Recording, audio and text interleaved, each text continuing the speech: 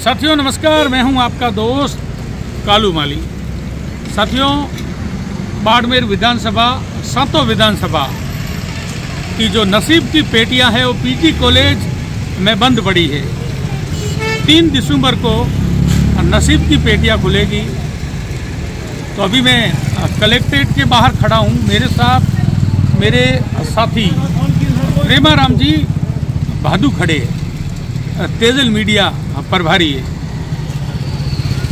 2 दिन है, कल 2 तारीख है, परसों 3 तारीख को नसीब की पेटियां खुलेगी सातों विधानसभा की। अपन प्रेमाराम जी से कुछ जानकारी लेते हैं। वरिष्ठ व्यक्ति है, इनसे बात करते हैं। प्रेमाराम जी हमारे स्टाफ है। प्रेमाराम जी नमस्कार। प्रेमाराम जी, अब की बार मैंने तो बाड़मेर विधानसभा को छोड़ा नहीं, सिर्फ बाड़मेर विधानसभा में रहा और 1-2 विधानसभा दूसरी में गया था। आप सातों विधानसभा में घूमे हो, सभी विधानसभा में गए हो, कवरेज की है आपने। अब की बार कैसा रुझान रहेगा? और नसीब की पेटियां भी परसों खुलने वाली है, पीजी कॉलेज में बंद पड़ी है। अब क्या होगा परसों, कैसा रुझान रहेगा? थोड़ा मेरे जो साथी हैं इन्हें भी बताओ। ये मेरे साथी इंतज़ार कर रहे हैं, तो थोड़ी जानकारी दो आप। तो कालू जी के पेज से जुड़े हुए सभी दर्शकों को तेजल मीडिया की ओर से नमस्कार। जैसा कि कालू जी ने पूछा है और आपको विश्लेषण बता रहे हैं कि सबसे पहले मैं मेरे विधानसभा क्षेत्र गुड़ा मालानी से शुरुआत कर रहा हूं कि गुड़ा मालानी के अंदर बहुत सीनियर नेता जो है कर्नल सोनाराम चौधरी, कांग्रेस पार्टी की ओर से चुनाव लड़ते ही के बिश्नोई की राह मुश्किल होने लगी। उससे पहले कांग्रेस के पास प्रत्याशी नहीं था और के बिश्नोई का एक तरफा भाजपा का माहौल था। लेकिन कर्नल सोनाराम चौधरी के साथ में हेमाराम चौधरी कंधे से कंधा मिलाकर मैदान में कूदे और पिछले 40 से 45 सालों से हेमाराम चौधरी गुड़ा मालानी की राजनीति में सितारे बने हुए हैं। हेमाराम जी का वहाँ लंबा प्रभाव है और कर्नल सोनाराम चौधरी के वहाँ आते ही जो जाट वोट बैंक बीजेपी का था वो भी कर्नल सोनाराम चौधरी की ओर से मुड़ गया। लेकिन दूसरा जो मूल ओबीसी का और SC ST का वोट बैंक था वो कर्नल सोनाराम चौधरी के आने के बाद में के बिश्नोई की ओर से खिसक गया। तो मामला जो है वो कांटे की टक्कर में धीरे धीरे आ गया। अब जो विश्लेषण बता रहे हैं कि सिंदरी बेल्ट जो है वहाँ जो आडेल पंचायत समिति में कर्नल सोनाराम चौधरी जबरदस्त तरीके से आगे रहेंगे। नईएड का क्षेत्र है जो गुड़ा मालानी क्षेत्र के बाहर का और पायला कला, वहाँ कांटे की टक्कर है। इसी प्रकार से धोरिमना पंचायत समिति का जो बेल्ट है इसके अंदर भी कांटे की टक्कर है। कर्नल सोनाराम चौधरी के समर्थक और कांग्रेसी बता रहे हैं कि कर्नल सोनाराम चौधरी आगे रहेंगे। लेकिन ये बिश्नोई बेल्ट है वह धोरिमना क्षेत्र का, इसके अंदर बड़ी ज़बरदस्त वोटिंग हुई है, हाई वोटिंग हुई है और के बिश्नोई ज़बरदस्त तरीके से काफ़ी ग्राम पंचायतों में आगे है। हर चीज का फैसला केवल धोरिमना पंचायत समिति में कौन आगे रहेगा इस पर रहेगा, क्योंकि आडेल पंचायत समिति और गुड़ा मालानी का बेल्ट बराबर हो जाएगा। कांटे की टक्कर है, अपने अपने विश्लेषण है, लेकिन कोई भी जीत सकता है। स्पष्ट रूप से गुड़ा मालानी का आंकड़ा किसी के पास नहीं है। अब आते हैं चौटन में। चौटन के अंदर जैसे ही आदूराम मेघवाल को टिकट मिली तो मजबूती के साथ आदूराम मेघवाल आगे बढ़े, लेकिन बाद में हादी परिवार की नाराजगी के चलते पद्माराम की मुश्किलें बढ़ी। लेकिन तरुण राय काका जैसे ही RLP से टिकट लेकर के आए, एक बार फिर पासा पलटा और आदूराम मुल्क है जो मजबूत स्थिति में आ गए। लेकिन हादी परिवार का भी राजीनामा हो गया और पद्माराम फिर मजबूत स्थिति में आ गए। आते आते स्थिति ऐसी बनी कि आदूराम मेघवाल और पद्माराम की लास्ट में टक्कर हो गई। अब जितने वोट ज्यादा तरुण राय काका लाएंगे उतनी ही मुश्किलें जो है आदूराम मेघवाल की बढ़ने वाली है और पद्माराम के लिए राह आसान होने वाली है। लेकिन यहाँ विश्लेषक बता रहे हैं कि अल्पसंख्यक वोटों के अंदर भीतरघात हुआ है, उस भीतरघात के चलते आदूराम जीत की ओर बढ़ रहे हैं, ऐसा विश्लेषकों का मानना है। अगर मुस्लिम वोट बैंक के अंदर किसी प्रकार का कोई अगर बिखराव नहीं होता है तो फिर पद्माराम मेघवाल जो है जीत की ओर बढ़ेंगे। लेकिन जो मुकाबला है वो आदूराम और पद्माराम के बीच में है, कांटे की टक्कर वाला मामला है। बाड़मेर की सीट की अगर बात करें तो बाड़मेर के अंदर ग्रामीण क्षेत्रों के अंदर जाट बेल्ट और SC/ST के भी अच्छे वोट इस बार निर्दलीय प्रत्याशी डॉक्टर प्रियंका चौधरी को मिले हैं। शहर के अंदर पहली बार किसी भाजपा या निर्दलीय प्रत्याशी ने कड़ी टक्कर मेवाराम जैन को शहरी क्षेत्र में दी है। यहाँ अगर मेवाराम जैन के साथ भीतरघात नहीं हुआ और बड़ी लीड अगर शहर में रही तो मेवाराम जैन जो है जीत के नजदीक आ सकते हैं, वरना डॉक्टर प्रियंका चौधरी के पलड़ा भारी है इस समय। और पूरे क्षेत्र का अगर विश्लेषण करें तो खुल करके जो वोट मेवाराम जैन को देने वाले लोग खुल करके नहीं बोल रहे हैं, लेकिन डॉक्टर प्रियंका चौधरी के साथ रहने वाले लोग खुल करके बोल रहे थे। और विश्लेषकों का ये मानना है कि बड़ी गणित मिलाने के बाद में एक दिन से माहौल में फिर टक्कर में मेवाराम को बता रहे हैं। पहले वोटिंग के दिन और दूसरे दिन लोग एक तरफा माहौल बताने वाले अब जो है मेवाराम को भी टक्कर में मान रहे हैं। हार जीत का आंकड़ा शहरी वोटों पर निर्भर रहेगा। शहरी वोटों में मेवाराम जैन की जितनी बड़ी लीड होगी उतनी मेवाराम की राह आसान होगी। अगर मेवाराम जैन बड़ी लीड जो है शहर में नहीं लेते हैं तो फिर इस बार मेवाराम की राह बड़ी मुश्किल है। निर्दलीय प्रत्याशी डॉक्टर प्रियंका चौधरी जीत की ओर बढ़ सकती है बाड़मेर मुख्यालय की सीट पर। बायतू में जहां आप देखें तो हरी चौधरी ने राष्ट्रीय नेतृत्व से लगाकर ऐसा जातीय या क्षेत्रीय नेता पीछे नहीं छोड़ा जिसको बायतू में परेड नहीं करवाई हो।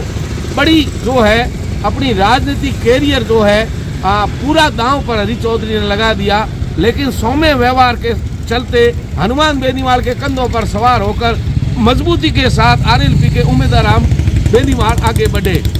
यहाँ बालाराम जो है तीसरे स्थान पर नजर आ रहे हैं, लेकिन बालाराम जी के साथ जो वोटर था वो साउंड पोजीशन में था और बालाराम जी की भी पैठ कम नहीं है। लेकिन कहीं न कहीं बालाराम जी के वोट में अगर सेंधमारी नहीं हुई है तो फिर उम्मीदवार राम जी और हरी जी के बीच में कांटे की टक्कर है, मामला कुछ भी हो सकता है।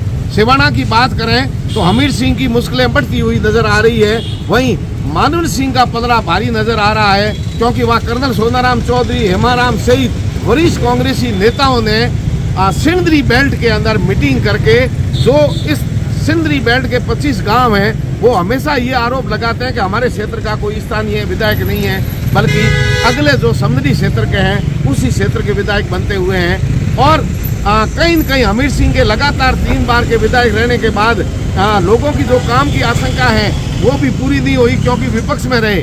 वहाँ मानुल सिंह जीत सकते हैं। और दूसरी ओर RLP और निर्दलीय के सुनील परियाद ने भी टक्कर दी है, तो वो कांग्रेस के वोटों में सेंधमारी की है। RLP के महेंद्र जैन टाइगर ने भी वहाँ कांटे की टक्कर है, उस मुकाबले को बढ़ा दिया है। लेकिन ये चतुर्कोणीय मुकाबला कहीं न कहीं मानुल सिंह की राह आसान होती दिख रही है। अगर आप पचपदरा की बात करें तो पचपदरा के अंदर जिला बनाने के बाद में मदन प्रजापति की स्थिति मजबूत होती हुई दिखाई दे रही है। वहाँ RLP के थान सिंह डोली भी अच्छे वोट ला रहे हैं, लेकिन वो केवल वोट ला रहे हैं, वो वोट तोड़ रहे हैं। मुकाबले के अंदर तो अरुण चौधरी और मदन प्रजापति है, लेकिन यहाँ भाजपा के खेमे बंदी जो थी, खेमों में भाजपा बंटी हुई थी, ऐसे में मदन प्रजापति मजबूती के साथ जीतते हुए नजर आ रहे हैं। 3 तारीख को फैसला होगा, लेकिन शिव में अगर देखा जाए तो यहाँ तीसरा, चौथा, 5वां नंबर भी प्रत्याशियों का है। लेकिन कहीं न कहीं बीजेपी और कांग्रेस की गणित निर्दलियों ने इस बार जो है बिगाड़ दी। लोगों को पता नहीं चल रहा है, 2 दिन पहले पार्टी बदलने वाला टिकट ला रहा है, निर्दलीय पहले और दूसरे स्थान पर आ रहे हैं, पार्टियों के प्रत्याशी तीसरे और चौथे नंबर पर आ रहे हैं। आज इमोशनल कार्ड भी जगह जगह खेला गया। हर तरीके से जो माहौल था वो उथल पुथल का था। कोई 5 साल किसने मेहनत की, कौन किस पार्टी का है, ये कालू जी एक तरीके से पता नहीं चल रहा था। लेकिन वहाँ जो है कहीं न कहीं हेमाराम चौधरी ने गुड़ा मालनी में कभी द्वितीय लाइन का नेता तय नहीं किया, तो कोई टिकट मांगने वाला नहीं है। लेकिन वहीं एक और अमीन खान ने फतेह मोहम्मद को NECI अध्यक्ष, यूथ कांग्रेस का अध्यक्ष, 15 साल कांग्रेस का अध्यक्ष, भूमि विकास बैंक का अध्यक्ष, जिला परिषद सदस्य सहित 15 साल मूल कांग्रेस के अध्यक्ष रहे। और उन्हीं ने गुरु के सामने चेले ने ताल ठोकी और बड़ी टक्कर में फतेह मोहम्मद इस समय बताए जा रहे हैं। फतेह मोहम्मद के जीत की गणित यही है कि वहाँ SC/ST के और जाटों के अच्छी संख्या में वोट उनको प्राप्त हुए हैं, क्योंकि उदाराम मेघवाल ने पहले RLP से चुनाव लड़ा और इस बार जो आरएलपी की टिकट दी है जालम सिंह रावलोत को, तो जो आरएलपी का वोट बैंक है वो जालम सिंह रावलोत के साथ शिफ्ट नहीं होकर के वही आरएलपी का जो वोट बैंक है मूल रूप से वो जो है उदाराम के साथ मिल करके फतेह मोहम्मद की ओर शिफ्ट हो गया। तो यहाँ अमीन खान गुरु पर चेला भारी नजर आ रहा है। वहीं निर्दलीय प्रत्याशी जो है रविंद्र सिंह भाटी, उनकी जो चुनाव का मैनेजमेंट है वो चर्चाओं का विषय है पूरे राजस्थान में। देश के मीडिया की नजरें हैं कि एक युवा जो है किस तरीके के शिव में इतने बड़े क्षेत्र के अंदर 2 महीने में चुनावी तैयारी करते हुए टक्कर में माना जा रहा है। हालांकि माहौल बहुत अच्छा है, लेकिन रविंद्र सिंह भाटी टक्कर में है और उसका जो मूल वोट बैंक है वो बीजेपी का उन्होंने वोट बैंक काटा है। रविंद्र सिंह भाटी और फतेह मोहम्मद की टक्कर अगर होती है, ऐसी स्थिति में स्वरूप सिंह खारा और अमीन खान तीसरे और चौथे नंबर पर जा सकते हैं। शिव का जो है पूरा घोटाला है, घबराड़ा है, किसी को पता नहीं चल रहा है कौन किसको वोट दे रहा है। हर किसी के भीड़ ही भीड़ है। भीड़ तंत्र और सिर की गिनती की जाए तो जो लोगों की और मतदाताओं की संख्या है उससे 3 गुना जो है लोग शिव में दिखाई दिए। मतदाताओं से 3 गुना लोग ज्यादा शिव में दिखाई दिए।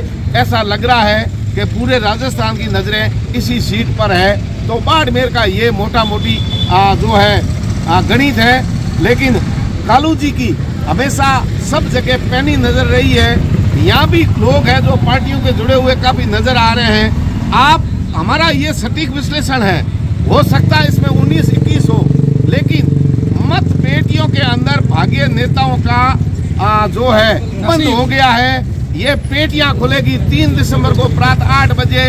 पहले डाक मत पत्रों की और बैलेट पेपर की गिनती होगी। उसके बाद में जितनी पेटियां ज्यादा है, जितने बूथ ज्यादा है, उसमें ज्यादा समय लगेगा। सिवाना में सबसे पहले अगर रिजल्ट आएगा तो शिव का सबसे लास्ट में आएगा, क्योंकि सबसे ज्यादा जो है 41 राउंड की मतगणना शिव में होगी। आपको बता दें कि जिस तरीके से चुनाव आयोग ने पहली बार चुनाव संपन्न कराया है, जहाँ रीपोलिंग कहीं नहीं हुई है, एक जगह भी पुनर्मतदान नहीं हुआ है और बड़ा शांतिपूर्ण तरीके से बाड़मेर में कोई अफवाहों को अगर छोड़ दें तो छुटपुट घटनाओं को छोड़ करके बड़ी घटना कोई सामने नहीं आई। इससे ये लगता है कि चुनाव आयोग ने सभी पार्टी और सभी दलों के नेताओं का दिल जीता है और जो वातावरण 25 नवंबर को रहा है ऐसा ही 3 दिसंबर को रहेगा। बाड़मेर में भाईचारा बना रहेगा। जो प्रत्याशी है और जो लोग हैं वो अपने अपने नेताओं की हार और जीत को पचाने का मादा रखेंगे, ऐसी मीडिया की भी उम्मीद है।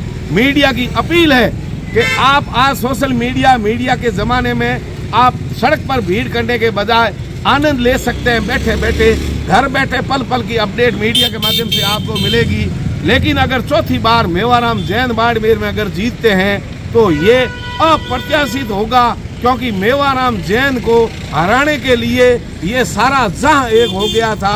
उसके बावजूद भी अगर मेवाराम जैन जीतते हैं तो ये अप्रत्याशित होगा। इतिहास में दर्ज करने वाली ये चीजें होगी बाड़मेर मुख्यालय की। लेकिन बड़े दिग्गज जो है वो हारने वाले हैं।